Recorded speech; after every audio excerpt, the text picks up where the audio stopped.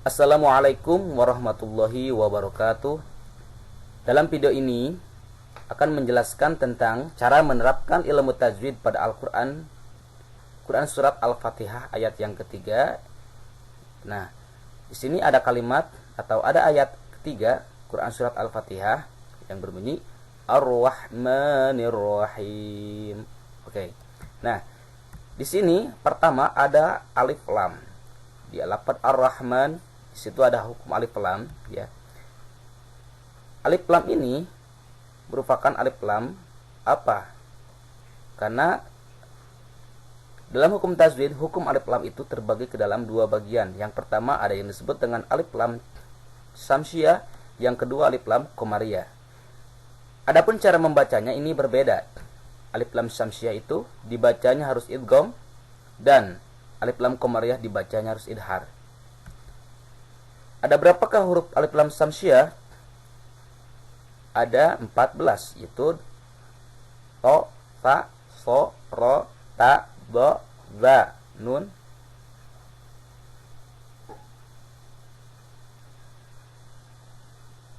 dal, sin, zo, zai, shin, la.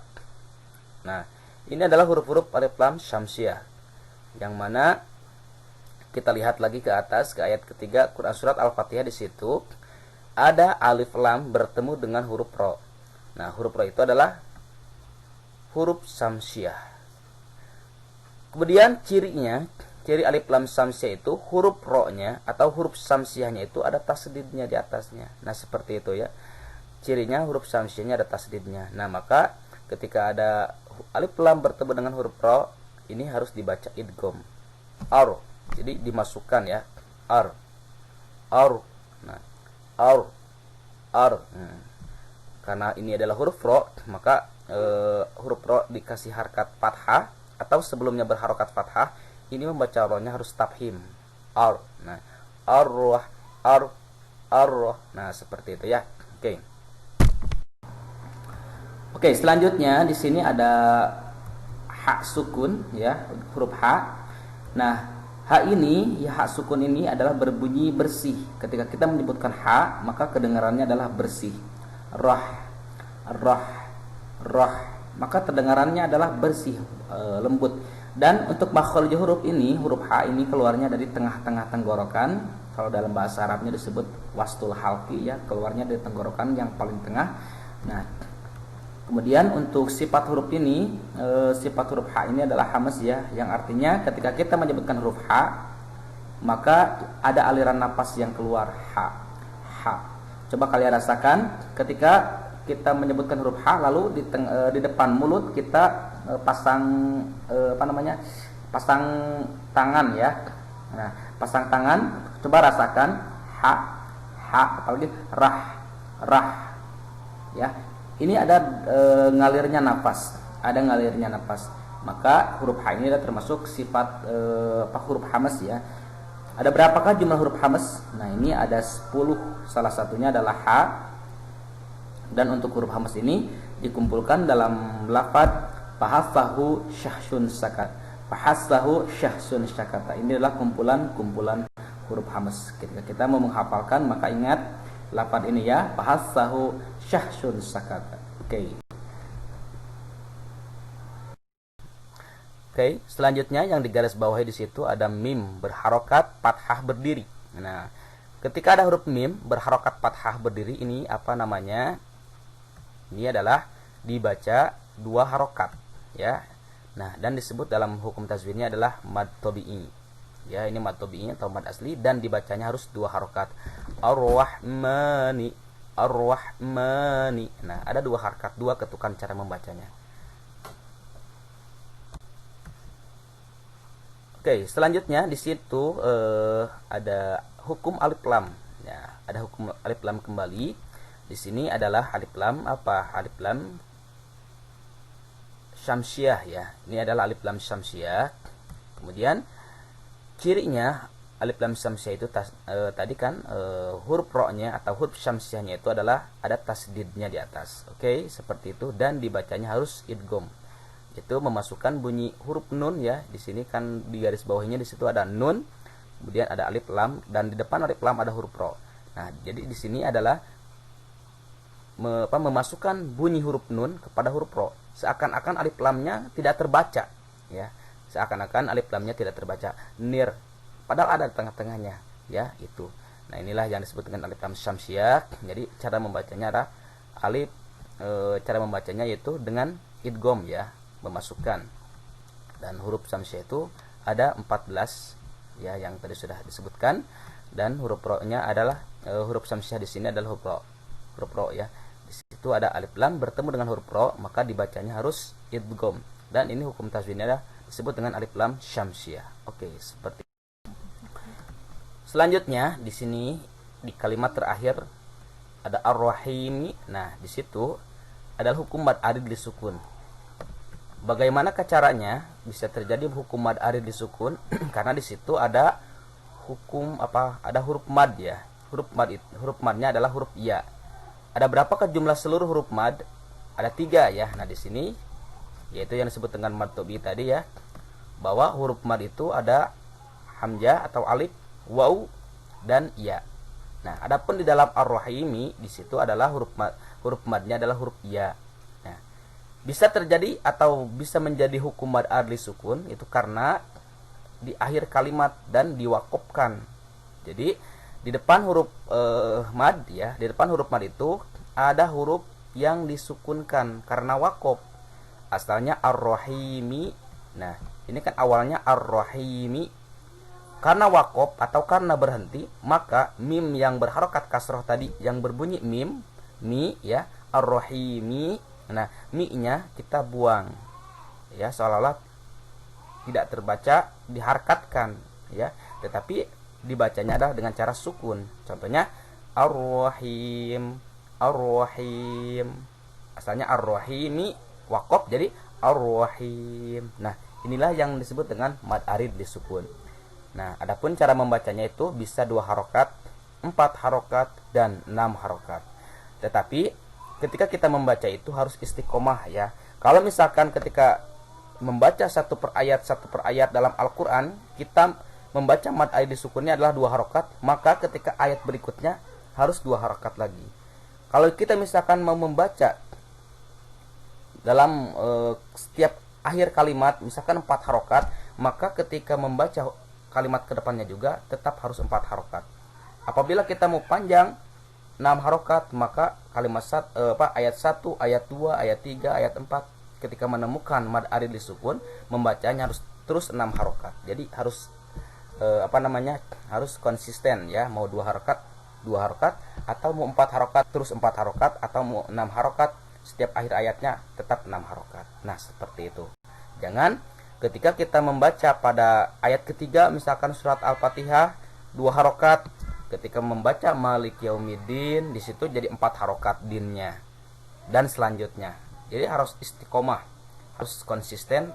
Kalau kita 2 harokat ya 2 harokat, kalau 4 harokat ya terus 4 harokat, mau 6 harokat ya terus 6 harokat. Nah, seperti itu, ya. Oke, selanjutnya masuk pada ayat yang keempat. Di sini ada ma, ya, mim berharokat fathah berdiri. Ini dibacanya adalah 2 harokat, ya, karena ini kan mad tobi'i, ya, mad asli yang dibacanya itu harus 2 harokat. Oke, selanjutnya di sini ada lam berharokat kasroh. Ini, ya, lam li, bunyinya li. Nah, li, ya. Nah, bagaimanakah dengan sifat lam? Sifat lam ini adalah jahar, ya, jahar itu. Jadi ketika menyebutkan huruf lamnya itu, ya, atau lam sukun, atau misalkan lam berharokat fathah, domah, dan kasroh, ini dibacanya harus tertahan, ya, tertahan nafas di tempat makhrajnya ketika melafalkan huruf lam. Ini adalah sifat hurufnya adalah az-zahar, jahar, ya, al-zahru, zahar artinya jelas. Nah, berapakah huruf jahar semuanya? Ada 19, ya, dikumpulkan dalam lafaz ini. Aduma waznu qori'in zigodin zidin tolab. Ini adalah kumpulan-kumpulan huruf jahar, ya. Ketika kita mau menghafalkannya, maka hafalkanlah bentuk kalimat ini, ya. Aduma waznu qori'in zigodin zidin tolab. Nah, ini hafalkan, ya. Ini jumlah-jumlah atau kumpulan huruf-huruf jahar, ya. Huruf jahar yang ketika membacanya itu harus tertahan nafas. meli, li, ya, tahan nafasnya, meli. Beda dengan kaf nanti ya. Nah, kalau kaf, nah ini ya, tadi kan li, sekarang ki, meliki. Nah, beda. Jadi cara cara menyebutkannya ini berbeda. Kalau kaf itu, misalkan di sini ada kaf berharokat kasroh, ini ki ya. Nah, kalau ki ini sifat hurufnya adalah hamas, yang artinya samar ya. Jadi ketika menyebutkan ka, ya, menyebutkan kaf, ka, ki, ku. Nah, ka, ki, ku. Ini ada aliran nafas yang keluar. Kalau lam tadi tertahan, li, tertahan nafas ya, makhraj dari keluar hurufnya dari ujung lidah ya, li. Nah, kalau misalkan kaf ini ada aliran nafas ya, ki, ki, ki. Bisa rasakan ketika kita di depan mulut di depan mulut kita menggunakan tangan, ki, ki. Nah, jadi terasa anginnya ya, terasa napas keluar dari mulut kita. Inilah ketika menyebutkan huruf kaf ini adalah hamas ya. Jadi ketika menyebutkannya ada aliran nafas ya, ada aliran nafas. Kemudian ada berapakah huruf hamas? Ada 10, yaitu dikumpulkan dalam lafaz bahatsahu syahsun syakar. Ini ada kumpulan-kumpulan huruf hamas. Oke. Nah, selanjutnya ini ada yau. Yau. Nah, bagaimanakah dengan hukumnya? Nah, ada waw mati sebelumnya ada harakat fathah. Waw mati sebelum harakat fathah. Sebelumnya ada harakat fathah. Ini adalah disebut huruf lin, ya. Jadi apa itu lin? Lin itu artinya lunak atau lentur. Ketika membacanya itu lentur, lunak ya. Membacanya yau, yau, yau ya. Karena itu apa? Karena ada waw mati sebelumnya berharokat fathah. Maka cara menyebutkannya itu harus lunak, harus lentur. Ya, harus lentur. Nah, yau, maliki yau, yau. Nah, itu ada lenturan ya, ada lentur atau lunak membacanya. Selanjutnya itu ada di garis bawahi ya. Oke, itu masih alif lam ya, masih alif lam.